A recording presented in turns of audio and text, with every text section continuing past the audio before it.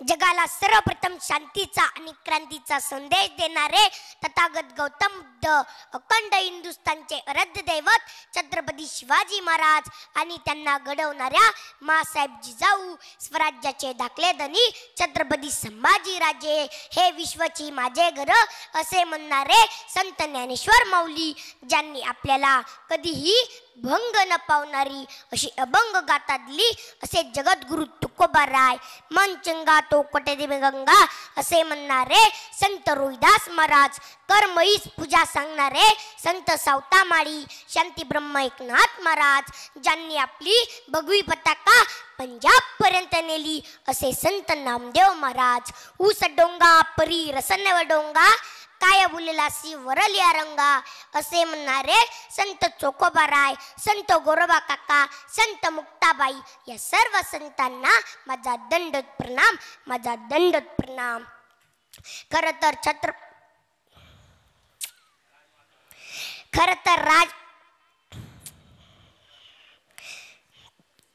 तसेच स्त्री शिक्षणाचे जनक क्रांतीसूर्य महात्मा फुले आणि सावित्रीबाई फुले, आरक्षणाचे जनक छत्रपती शाहू महाराज, भारतीय राज्यघटनेचे शिल्पकार बुद्धी सम्राट डॉक्टर बाबासाहेब आंबेडकर, माता जिजाई, माता भीमाई, माता रमाई, देव दगडात नसून देव माणसात आहे असे म्हणणारे संत गाडगे बाबा, या सर्व महापुरुषांना माझे विनम्र अभिवादन, माझे विनम्र अभिवादन।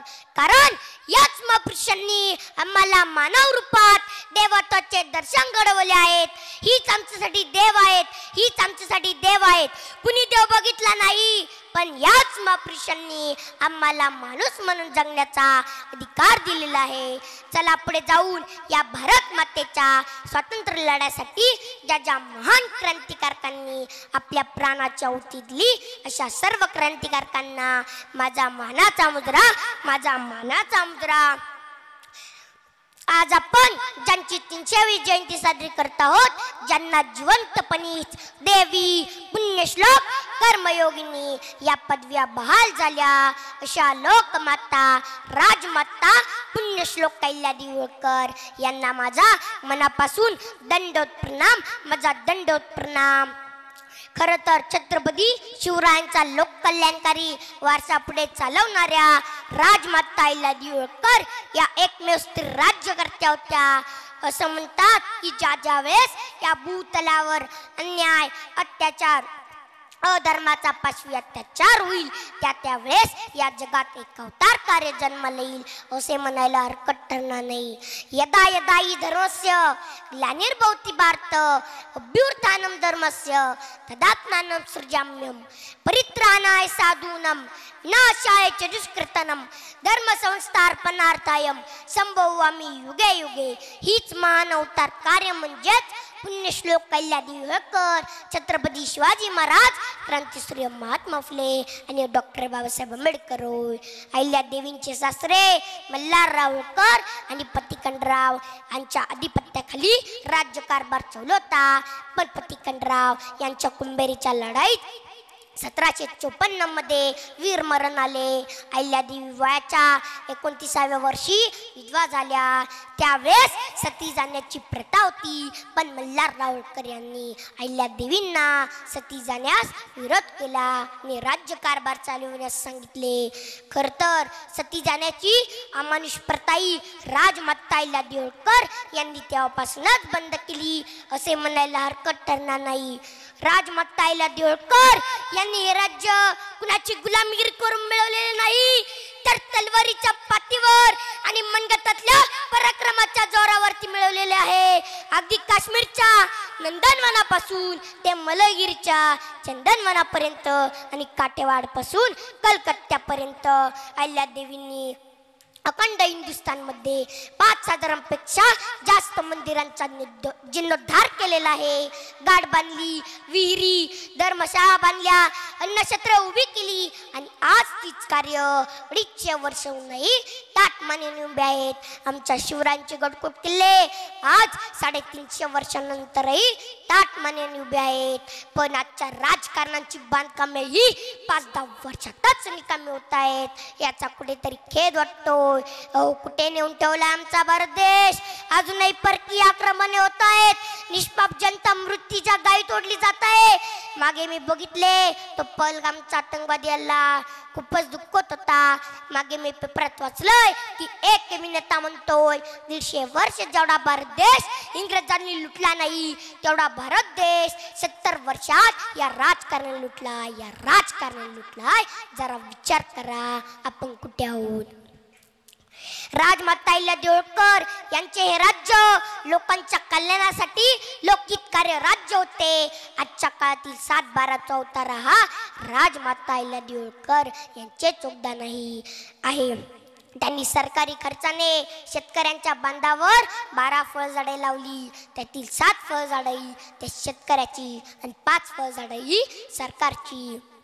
त्या शेतकऱ्याने या 12 झाडांची निगा राखायची, त्यांची जोपासना करायची आणि ज्यावेळेस या 12 झाडांचे उत्पन्न येईल त्यावेळेस 7 झाडांचे उत्पन्न ते शेतकऱ्याचे असायचे आणि 5 झाडांचे उत्पन्न सरकारचे असायचे. अशा कितीतरी कामांचे योगदान हे राजमाता अहिल्यादेवी होळकर यांचे योगदान आहे. खरं तर ही महापुरुषाई आपल्या मातीसाठी आपल्या राष्ट्रासाठी लढली आहे.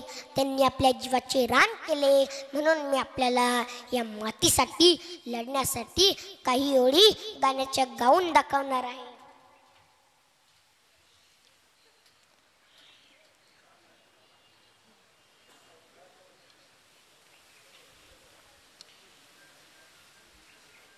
मोठी लढाई र लढू मातीसाठी र गड्या मनगटाच जोर लावून दाटला जरी अंधार एकजुट आज दिवा देऊ तेज लावून. तू आभाळ आभाळ वादळ तुझ तू राजा अस्मानीच बळ दावजी. तू आभाळ आभाळ वादळ तुझ तू राजा अस्मानीच बळ दावजी. तू छावार भावार कना मराठीचा तू कैवारी जी. तू अस्मिता कीर्ती तू अभिमान मातीचा तू शुभाचा मावळाजी.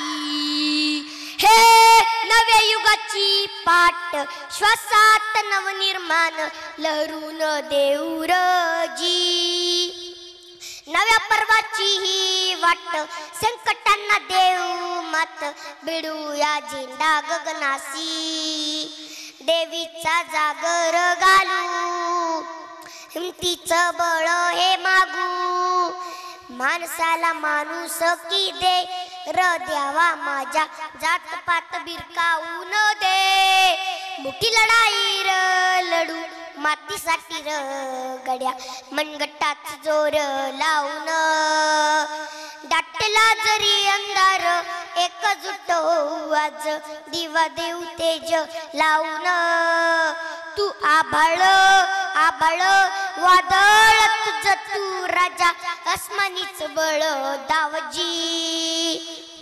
मी शेवटी माझ्या वडिलांनी तयार केलेली राजमाता अहिल्यादेवी होळकर यांची गारद ऐकून दाखवणार आहे. शेवटी सर्वांनी विजय सोचा नारा जोरात द्यायचा आहे.